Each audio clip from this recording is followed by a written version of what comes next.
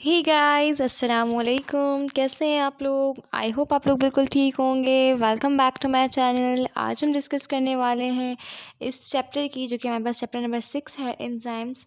ठीक है, इसकी हम डिस्कस करने वाले हैं समरी। इसके हमारे पास जो भी एमसीक्यूज़ हैं उनको डिस्कस करने वाले हैं, और इसके अलावा हमारे पास इनकी जो ब्लैंक्स हैं वो डिस्कस करेंगे। टर्म्स हैं, शॉर्ट क्वेश्चन हैं, लॉन्ग क्वेश्चन हैं, डिफरेंशिएट बिटवीन, जो कि टेबुलेशन फॉर्म में लिखने हैं, वो डिस्कस करेंगे। बिन सिंपल वर्ड्स के अंदर आज हम इस चैप्टर की कंप्लीट एंडिंग डिस्कस करने वाले हैं। सुपरफिशियली इसकी समरी को डिस्कस करेंगे, डीप में नहीं जाएंगे, क्योंकि ये चैप्टर हम कंप्लीटली डिस्कस कर चुके हैं डीप के अंदर। तो अभी हम सुपरफिशियली इसको देखेंगे। तो हमारे पास इसकी समरी में पहला पॉइंट है कि रिएक्शंस जो हमारे पास लिविंग ऑर्गेनिजम्स के अंदर हो रहे होते हैं उनको हम क्या कहते हैं? मेटाबॉलिक रिएक्शंस कहते हैं।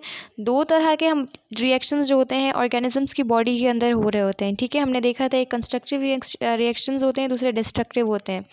ठीक है जी, जिनका हमने कैटाबॉलिज्म एंड एनाबॉलिज्म दूसरा नेम भी पढ़ा था। ठीक है, तो कैटाबॉलिक रिएक्शंस को हमने कहा था कि वो डिस्ट्रक्टिव है, एंड एनाबॉलिज्म्स को हमने कहा था वो क्या है? ये वाला पॉइंट ये यहाँ पे लिखा है, इसको मैं रिमूव कर दूँ, लाइन जो मैंने डाल दी है। हाँ जी, ये जो एनाबॉलिक रिएक्शंस जो होते हैं या एनाबॉलिज्म रिएक्शंस जो हमारे पास होते हैं वो कंस्ट्रक्टिव होते हैं, एंड जो कैटाबॉलिक रिएक्शंस होते हैं हमारे पास वो डिस्ट्रक्टिव होते हैं। वो मिनिमम एनर्जी जो हमें किसी भी रिएक्शन को स्टार्ट करने के लिए चाहिए होती है वो कहलाती है activation energy. The biochemical reaction require high amount of activation energy. ठीक है जी, बायोकेमिकल रिएक्शंस को high amount of activation energy की रिक्वायर्ड होती है। फिर क्या होता है? द मॉलिक्यूल्स विच फैसिलिटेट, अच्छा वो मॉलिक्यूल्स जो कि बायोकेमिकल रिएक्शन को एक्टिवेशन एनर्जी कम करवाकर हेल्प आउट कर रहे होते हैं उनको हम क्या कहते हैं? कि एंजाइम्स होते हैं, फैसिलिटेटर्स होते हैं। क्या सिंपली क्या होते हैं? हेल्प आउट कर रहे होते हैं रिएक्शंस के अंदर, खुद इन्वॉल्व नहीं हो रहे होते, खुद यूज़ नहीं हो रहे होते, बस उनका काम आसान करवा रहे होते हैं। ठीक है जी, फिर हमारे पास के जो एंजाइम्स हैं वो क्या है? बायोकैटलिस्ट हैं। ये भी हमने पढ़ा था। इनकी नेचर कैसी होती है कि ये प्रोटीन से मिलकर बने हुए होते हैं। 3 डायमेंशनल इनका शेप होता है, और कैसी चेन बनी हुई है उनकी? अमाइनो एसिड्स मिलकर क्या बनाती हैं? प्रोटीन बनाती हैं। एक स्पेसिफिक शेप होता है। ठीक है, जो रिएक्टेंट्स होते हैं एंजाइम्स के, जो कि एक्टिव साइट पे आके अटैच होते हैं, उनको हम सब्सट्रैक्ट कहते हैं। इसी तरह से स्मॉल पोर्शन हमारे पास जहाँ पर वो सब्सट्रैक्ट आके अटैच होता है उसे हमने कहा था कि वो क्या है? एक्टिव साइट है। एंजाइम्स बहुत सेंसिटिव होते हैं। कैसे सेंसिटिव होते हैं? अगर उनकी पीएच में, उनके टेम्परेचर में, उनकी सब्सट्रैक्ट की कंसंट्रेशन में नैरो रेंज के अंदर भी चेंज आए तो वो क्या हो जाते हैं? अपनी एक्टिविटी को लूज़ कर लेते हैं, या फिर अपना फंक्शन लूज़ कर लेते हैं, या फिर क्या होता है? वो डीनेचर हो जाते हैं। ठीक है, एक्टिविटी जो हमारे पास एंजाइम्स की होती है वो इन्हेंस कौन करता है? एक्सेलरेट कौन करता है? बढ़ाता कौन है? वो एक्टिवेटर्स होते हैं।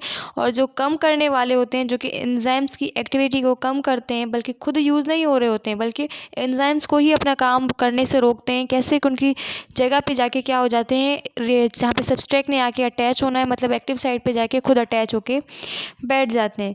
तो उन्हें हम क्या कहते हैं? वो क्या होते हैं? इनहिबिटर्स होते हैं। कुछ एंजाइम्स जो होते हैं वो कमर्शियली भी यूज़ होते हैं, जैसे कि हमने देखा था कि कुछ इंडस्ट्रीज़ में यूज़ हो रहे थे, जैसे पेपर के लिए, फूड में, ब्रेविंग इंडस्ट्रीज़ के अंदर यूज़ हो रहे थे, बायो डिटर्जेंट्स के अंदर भी यूज़ हो रहे थे। तो ये हमने पहले भी इसकी यूजेस के अंदर डिस्कस किया हुआ है।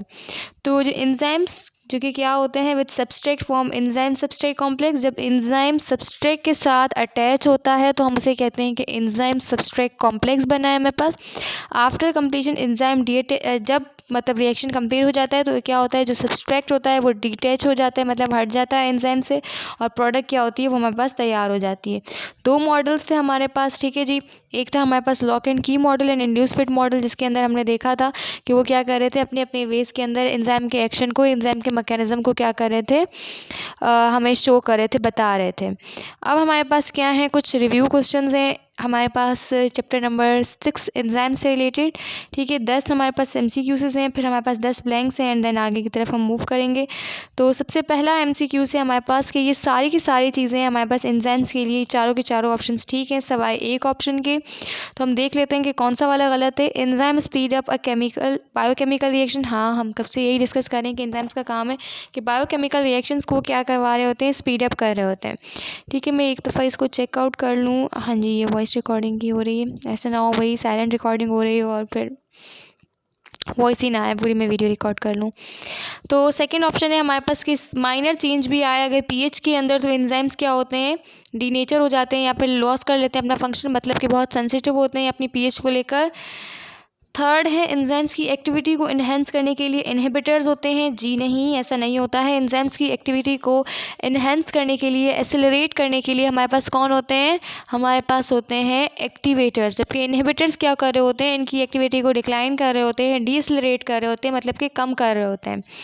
ठीक है, तो ये हमारे पास इसका जो ऑप्शन जो हो जाएगा वो कौन सा हो जाएगा? सी हो जाएगा। फिर भी अपनी तसल्ली के लिए चौथा ऑप्शन देख लेते हैं कि वो सही है या गलत है। एंजाइम्स का वो पोर्शन जहाँ पे सबस्ट्रेट आके अटैच होता है उसे एक्टिव साइट कहते हैं, तो ये बिल्कुल ठीक है। तो हमारे पास फर्स्ट एमसीक्यू का जो ऑप्शन होगा वो कौन सा होगा? सी।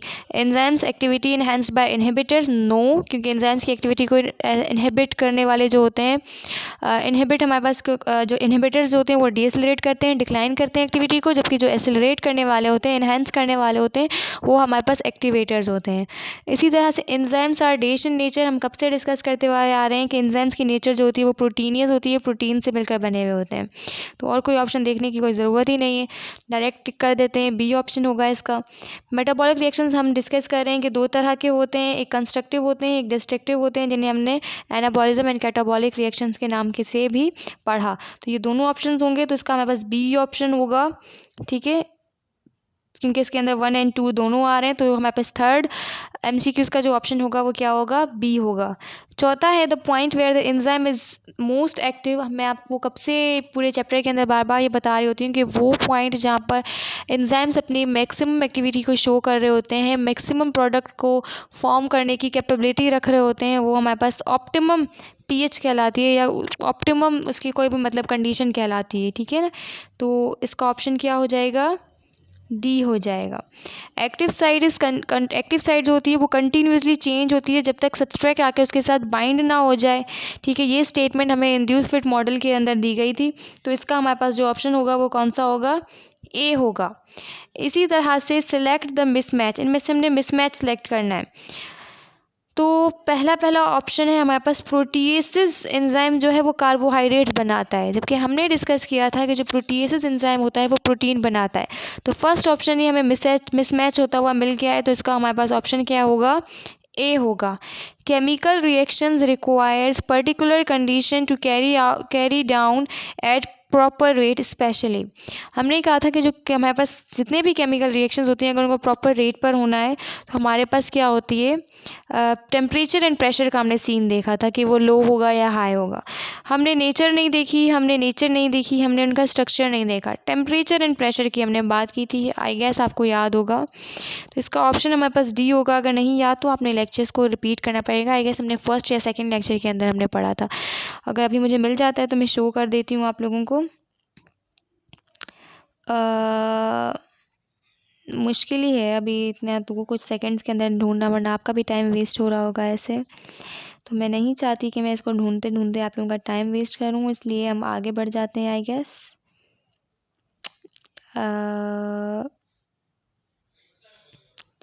ये रहा, ये देखें, the action of enzyme allows biological reactions to proceed rapidly कब होंगे? Relative low temperature and pressure कितना होना चाहिए ताकि ऑर्गेनिजम्स इसको टॉलरेट कर सकें। ठीक है, तो हमने प्रेशर एंड टेम्परेचर का जिक्र किया था कि टेम्परेचर लो होना चाहिए एंड प्रेशर क्या होना चाहिए? उतना होना चाहिए कि कोई भी ऑर्गेनिज्म वो उसको ईजिली टॉलरेट कर सके, उसको बर्दाश्त कर सके। ठीक है, 8 MCQ से हमारे पास all are factors affecting enzyme activity, ये सारे के सारे फैक्टर्स एंजाइम की एक्टिविटी पे इफेक्ट कर रहे होते हैं, किसी ना किसी तरह से असरअंदाज हो रहे होते हैं सवाए एक के। तो हमने पीएच का भी पढ़ा था, सबस्ट्रेट कंसंट्रेशन भी पढ़ी थी, टेम्परेचर भी पढ़ा था, लेकिन ऑर्गेनिक सॉल्वेंट जैसा हमने कुछ नहीं पढ़ा। तो इसका जो राइट ऑप्शन है वो सी ही है, क्योंकि ये तीनों तो इफेक्ट कर रहे होते हैं। फिर rate of reaction will increases, rate of reaction increase होता है जब टेम्परेचर हम इंक्रीज करते हैं, तो इसका ऑप्शन क्या हो जाएगा? ए हो जाएगा। लेकिन जब हम 37 डिग्री सेंटीग्रेड से टेम्परेचर को बढ़ाना शुरू करते हैं, मतलब उसकी ऑप्टिमम कंडीशन से उसको हटाते हैं, बढ़ाते हैं वहाँ से टेम्परेचर, तो फर्दर क्या आना शुरू हो जाता है? डिक्रीज इन टेम्परेचर आना शुरू हो जाता है। तो स्टार्टिंग में क्या हो रहा होता है कि टेम्परेचर में इंक्रीज हो रहा होता है। ठीक है जी, फिर है चूज़ द करेक्ट स्टेटमेंट, हमने करेक्ट स्टेटमेंट को चूज़ करना है रिगार्डिंग लॉक एंड की मॉडल। लॉक एंड की मॉडल के हिसाब से हमारे पास कौन सी स्टेटमेंट है देख लेते हैं कि एक्टिव साइट कंटिन्यूसली चेंज होती है। नहीं, उसने ऐसे तो नहीं कहा था, ये तो हमारे पास इंड्यूस फिट मॉडल के अंदर था। एक्टिव साइट जो होती है वो फ्लेक्सिबल होती है, नहीं भाई ऐसा कब पढ़ा था हमने, देख लेते हैं ना एक दफ़ा, ऐसा तो हमने पढ़ा ही नहीं था। ये देखिए, ये तो इंड्यूस फिट मॉडल के अंदर एक एक्टिव साइट होती है, फ्लेक्सिबल होती है, ठीक है। और ये हमने तो ऐसा कुछ नहीं पढ़ा कि ये चीज़ की एक्टिव साइट चेंज होती है या कुछ भी होती है। ये देखें, एक्टिव साइट कंटिन्यूसली चेंजेस। तो ये हमने इंड्यूस फिट मॉडल के अंदर दोनों पॉइंट्स पढ़े थे। मतलब ये दोनों पॉइंट्स तो हमारे पास ठीक नहीं हो सकते एक लॉक एंड की मॉडल के लिए। दैट मीन्स इसका डी ऑप्शन भी गलत हो जाएगा, क्योंकि इसमें कह रहा है कि all above statements are correct, तो ये भी गलत हो जाएगा। तो लिख लेते हैं कि एक यही ऑप्शन बचता है, क्या ये भी ठीक है या फिर हम खुद कन्फ्यूज़ हो रहे हैं। तो ए ऑप्शन है कि enzyme and substrate possess specific complementary geometric shapes. तो हाँ, हमने ऐसे ही पढ़ा था कि जो लॉ हमारे पास जो एंजाइम होता है और जो सबस्ट्रेट होता है, उन दोनों का शेप क्या होता है, एक दूसरे के साथ कॉम्प्लीमेंट्री होता है। जो सबस्ट्रेट की जो साइड्स होती हैं वो एंजाइम्स की एक्टिव साइड के जाके अटैच हो जाती हैं, बिल्कुल इस तरीके से जैसे कोई फिक्स हो जाती हैं, फिट हो जाती हैं। जैसे कि हमारे पास कोई लॉक की के अंदर फिट हो जाता है, ठीक है। ये की जो होती है वो किसी लॉक के अंदर फिट हो जाती है, क्योंकि उनका ज्योमेट्रिकल शेप क्या होता है, सेम होता है। तो इसका हमारे पास जो ऑप्शन हो जाएगा वो क्या हो जाएगा, ए हो जाएगा, 10 का ऑप्शन। ब्लैंक्स की तरफ आ जाते हैं। तो हमारे पास क्या है, पहली ब्लैंक है कि there are dash types of metabolic reactions. हमारे पास दो तरह के मेटाबॉलिक रिएक्शंस होते हैं, कैटाबॉलिक एंड हमारे पास एनाबॉलिक रिएक्शंस होते हैं। तो there are two types of metabolic reactions. Second है हमारे पास enzyme catalyses chemical reactions by dash the activation energy. Enzymes क्या करते हैं, एक्टिवेशन एनर्जी को कम करवाते हैं ताकि केमिकल रिएक्शन क्या हो सके, स्पीड अप हो सकें, कैटलाइज हो सकें। तो by lowering the activation energy, enzymes catalyses chemical reaction by lowering the activation energy, ठीक है। थर्ड है हमारे पास presence of enzyme does not affect the nature और प्रॉपर्टीज ऑफ डैश।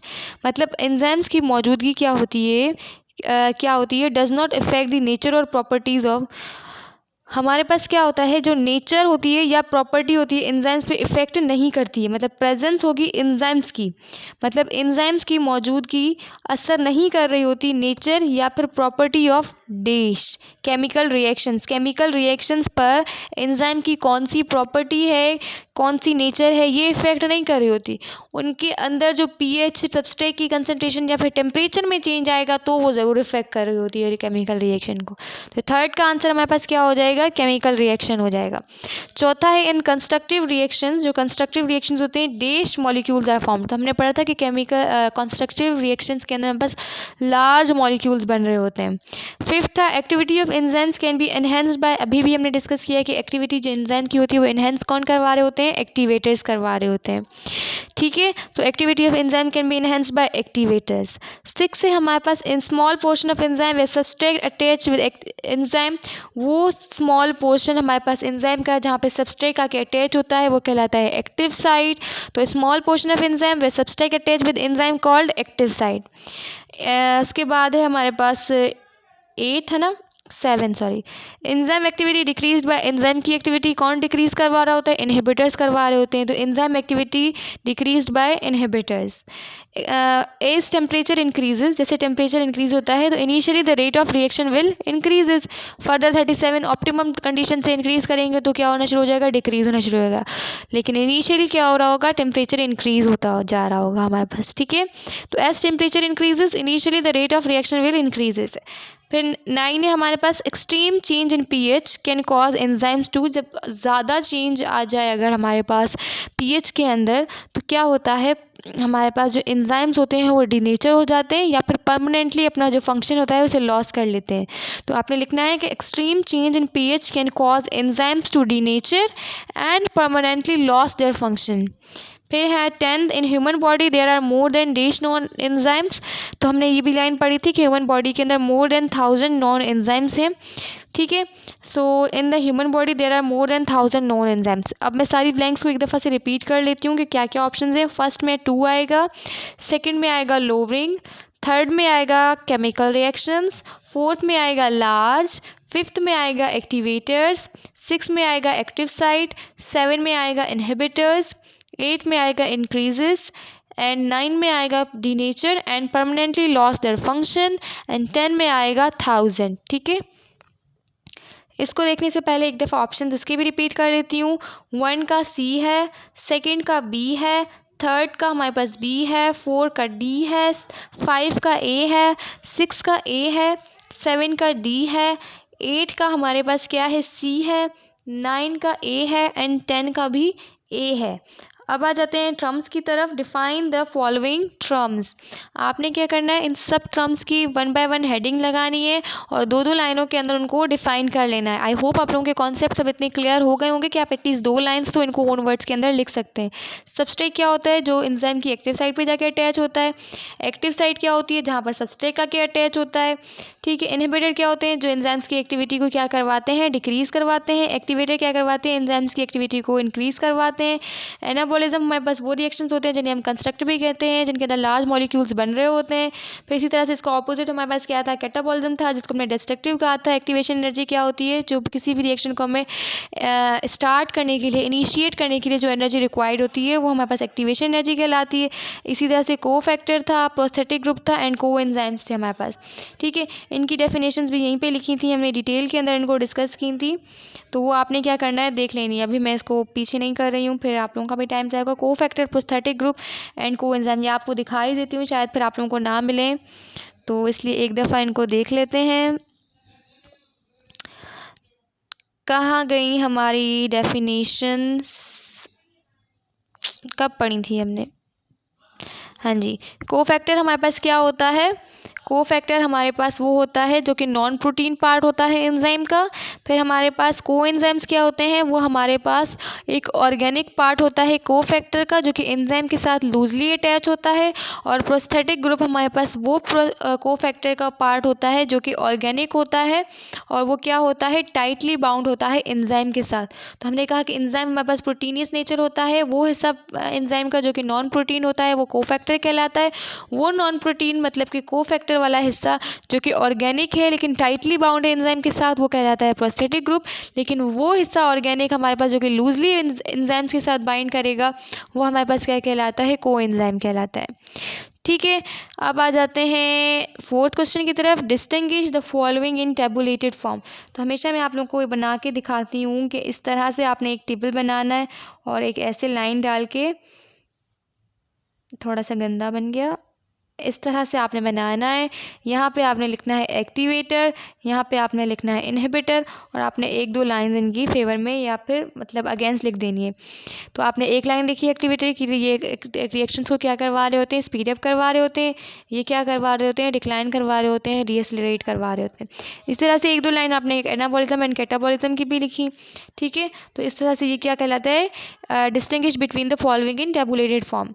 तो ये क्योंकि बहुत छोटी छोटी डेफिनेशन थी तो इनके ज़्यादा पॉइंट्स नहीं बनेंगे। वैसे मैं आपसे हमेशा कहती हूँ कि 3 से 4 पॉइंट्स लिखिएगा, लेकिन आपने इसके 1 से 2 भी लिख लिए तो इट्स मैक्सिमम। ठीक है। So write short answers of the following questions. अब कुछ हमारे पास क्वेश्चंस हैं, 3, 4, 5 क्वेश्चंस हैं, इनके हमने क्या करने, आंसर्स लिखने हैं। Why enzymes are specific in nature, क्यों एंजाइम्स स्पेसिफिक होते हैं नेचर के लिए। तो हमने एंजाइम्स की स्पेसिसिटी के लिए पूरा एक टॉपिक पढ़ा था लास्ट लेक्चर के अंदर, तो आपने उसमें से आंसर लिख देना है कि क्यों हम कहते हैं कि एंजाइम्स स्पेसिफिक हैं। How enzyme reduces the amount of activation energy, किस तरह से एंजाइम्स जो होते हैं वो एक्टिवेशन एनर्जी को कम करवा के केमिकल रिएक्शंस को स्पीड अप करवा रहे होते हैं। तो आपने 1-2 लाइन में ये पूरा रिएक्शन जो हम काफ़ी टाइम्स रिपीट करते हुए आ रहे हैं वो आपने लिख देना है। Why presence of enzymes does not effect on the nature and properties of end product, क्यों एंजाइम्स की जो मौजूदगी है वो नेचर और प्रॉपर्टीज़ जो होती है हमारे पास जो बाद एंड में प्रोडक्ट बनती है वो यूज़ नहीं हो रही होती। क्योंकि हमने ये बात डिस्कस की थी, क्योंकि एंजाइम खुद यूज़ नहीं हो रहा होता है रिएक्शन के अंदर, वो सिर्फ हेल्पर के तौर पे काम कर रहा होता है, फैसिलिटेटर के तौर पे काम कर रहा होता है। इसलिए नेचर हो हमारे पास जो प्रोडक्ट बनकर आ रहा होता है, इसकी जो नेचर होती है, उसकी जो प्रॉपर्टीज़ होती है, उस पर इफेक्ट ही नहीं कर रहा होता, क्योंकि वो खुद उसके अंदर इन्वॉल्व ही नहीं हो रहा है। फिर था how substrate concentration affect enzyme activity, किस तरह से सबस्ट्रेट की कंसनट्रेशन एंजाइम की एक्टिविटी पे इफेक्ट कर रही होती है। कंप्लीट हमने इसका पैराग्राफ पढ़ा था कि पहले क्या हो रहा होता है, जितने हमारे पास एंजाइम्स होते हैं उतने ही सबस्ट्रेट होते हैं, तो हमारे पास तब तक क्या हो रहा होता है, सबस्ट्रेट की कंसनट्रेशन बढ़ाने से हमारे पास जो रेट ऑफ रिएक्शन होता है वो इंक्रीज़ हो रहा होता है। लेकिन जब एंजाइम और सबस्ट्रेट क्या हो जाते हैं, सेचूरेटेड हो जाते हैं, मतलब जितने एंजाइम्स हैं उतने उनके साथ सबस्ट्रेट अटैच हो चुके हैं, अब और अटैच होने की गुंजाइश नहीं बची। तो जब तक पहले वाले एंजाइम्स खाली नहीं होंगे और हम दूसरे जो हमारे पास सब्सट्रेट उनकी कंसंट्रेशन बढ़ाते जाएंगे, तो हमारे पास क्या आता है, सिग्निफिकेंट चेंज हमें देखने को नहीं मिलता है, या फिर हमारे पास जो रिएक्शन होता है उसकी एक्टिविटी क्या हो जाती है, डिक्रीज हो जाती है। ठीक है। How enzyme are uses in industries के अंदर किस तरह से यूज़ किया जाता है, तो हमने 2-3 इसके अंदर यूजेस देखे थे पेपर वगैरह के। तो ये मैं आपको दिखा देती हूँ। ये देखें, to get cellulose for paper making.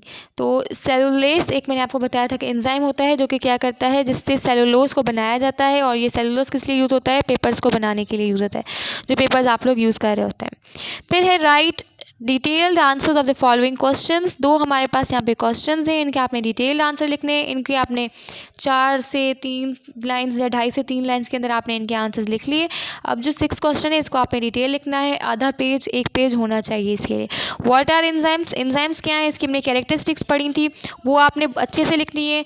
7 से 8 पॉइंट्स आपने क्या करने हैं, बना के लिखने कि हमारे पास ये कैरेक्टरिस्टिक्स हैं एंजाइम्स की। और व्हाट आर एंजाइम्स, इसमें आपने क्या करना है, एंजाइम्स बायो कैटलिस्ट होते हैं, इनकी नेचर प्रोटीन वाली होती है। ये क्या कर रहे होते हैं, एक्टिवेशन एनर्जी को कम करवा रहे होते हैं।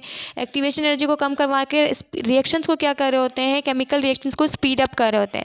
फिर आपने क्या कर दी, 7-8 आपने पॉइंट्स लिख दिए इसकी कैरेक्टरिस्टिक्स के अंदर, जो कि हमने इतनी सारी कैरेक्टरिस्टिक्स को सेकंड लेक्चर के अंदर क्या किया था, डिस्कस किया था। ये देखिए ये कितनी सारी हैं, तो ये आपने क्या करनी है, यहाँ पर लिख देनी है पॉइंट्स बना के। ठीक है। और फिर आप सेकंड क्वेश्चन है हमारे पास, describe factors affecting enzyme activity. कौन कौन से फैक्टर्स थे हमारे पास जो कि एंजाइम की एक्टिविटी पे इफेक्ट कर रहे थे, एक सबस्ट्रेट की कंसंट्रेशन, एक टेम्परेचर, एक पीएच। तो आपने क्या करना है, 1 बाय 1 इन तीनों फैक्टर्स की हेडिंग डालनी है। आपने लिखना है कि following are the factors which affect the activity of an enzymes. ठीक है। फिर आपने लिखना है कि पीएच की कंसंट्रेशन, टेम्परेचर की कंसंट्रेशन और सबस्ट्रेट की कंसंट्रेशन। फिर आपने 1 बाय 1 बताना है कि सबस्ट्रेट के साथ इस तरह से होता है, टेम्परेचर के साथ इस तरह से होता है, पीएच के साथ इस तरह से होता है। और अगर नहीं समझ आ रहा है कैसे लिखना है, तो लेक्चर आपने एक दफ़ा फिर से रिपीट करके देख लेना है, फिर बुक से रीड आउट कर लेना है। 2-3 पॉइंट्स लाइक 4-4 आपने लाइंस में एक एक पैराग्राफ को डिफाइन कर लेना है, और आपका 1 से सवा पेज आपका भर जाएगा, और इतना इनफ है। ठीक है। सो कोशिश कीजिएगा कि अपने ओन वर्ड्स में लिखें, जितना समझ आ रहा है इसी तरह से लिखें। ठीक है। आई होप आप लोगों को आज का लेक्चर पसंद आया होगा। अगर आज का लेक्चर पसंद आया हो तो प्लीज़ से लाइक कीजिएगा, अपने फ्रेंड्स के साथ उसको ज़रूर शेयर कीजिएगा। एटलीस्ट कम से कम 3 फ्रेंड्स के साथ तो शेयर करना बनता है ना। कोई समझ नहीं आया तो कमेंट्स में पूछ लें मुझसे। और मैं आपसे यही कहना चाहूँगी कि बारिश क्या क्या सीन है आप लोगों के पास, आप लोग बताएं। यहाँ पर तो काफ़ी बारिश हो रही है, आई थिंक आई गेस सच 5वां दिन है यहाँ पे कंटिन्यूसली बारिश हो रही है। और मौसम भी काफ़ी ठंडा हो गया। अगस्त के अंदर मौसम ठंडा होना बहुत बड़ी बात है। 23 या 26 25 इतना टेम्परेचर यहाँ पे हो गया है, और काफ़ी अच्छा मौसम है। अभी भी बारिश हो रही है। तो आपने क्या करना है, इस वीडियो को अपने फ्रेंड्स के साथ शेयर करना है, लाइक करना है, कमेंट्स अपनी राय का इज़हार करना है, बुक से रीड आउट करना है, डिस्क्रिप्शन को एक दफ़ा ज़रूर चेक कर लेना है।